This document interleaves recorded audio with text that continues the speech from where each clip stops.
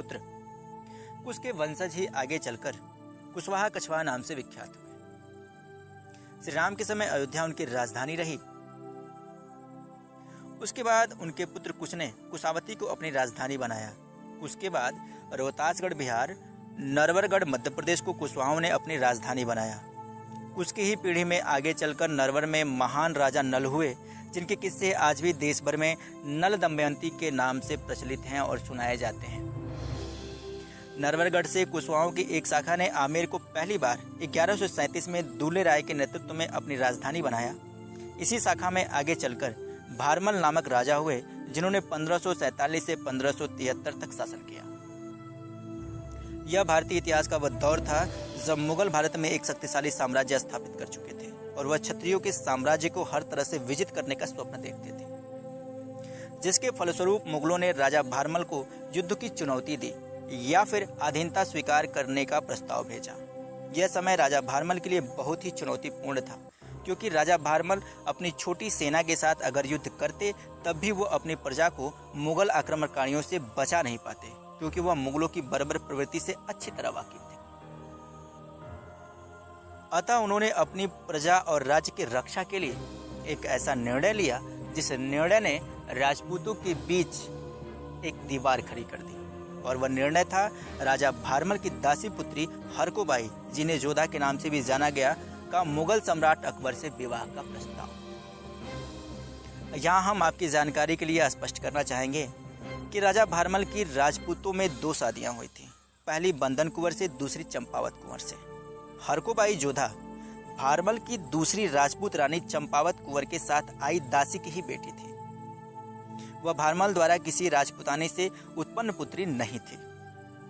इसीलिए प्रजा की रक्षा और प्रजा को धर्म परिवर्तन तथा मुगल बर्बरता से बचाने के लिए राजा भारमल ने राजनीतिक कूटनीति का सहारा लिया और 16 फरवरी 1562 में उन्होंने अकबर के साथ हरकोबाई का विवाह कर दिया।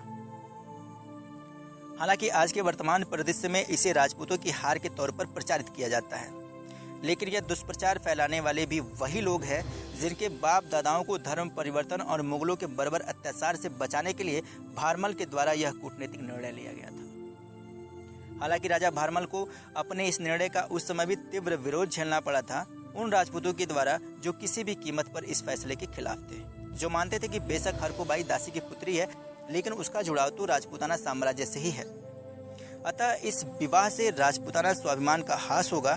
अतः ऐसा सोचने वाले कुशवाहे राजा भारमल और मुगल सल्तनत के खिलाफ हो गए। राजा भारमल और बागी हो चुके कुशवाहा राजपूतों में दरार बढ़ती गई और ये बागी कुशवाहे मुगलों का खुले रूप में विरोध कर बैठे, जिसका नतीजा यह हुआ कि मुगलों के यह सीधे निशाने पर आ गए। उसके बाद इनके ऊपर मुगलों के अत्याचार और प्रताड़ना का वह दौर शुरू हुआ, जिसने इनको पलायन और धर्मांतरण के लिए मजबूर कर दिया और कुछ को जबरदस्ती मुस्लिम भी बना दिया गया, जो कि आजकल अयोध्या के आसपास के इलाकों में देखने को मिलते हैं, जो अपने आप को कुशवाहा बताते हैं और भगवान राम को अपना आदि पूर्वज भी बताते हैं। इसके बाद मुस्लिमों का आतंक कुशवाहा राजपूतों तक ही सीमित न रहकर अन्य गोत्र के राजपूतों तक भी पहुंच गया और इस अत्याचार में तमाम राजपूतों को जबरदस्ती मुस्लिम बनाया गया, जिनके गोत्र आज भी हिंदू वाले ही हैं।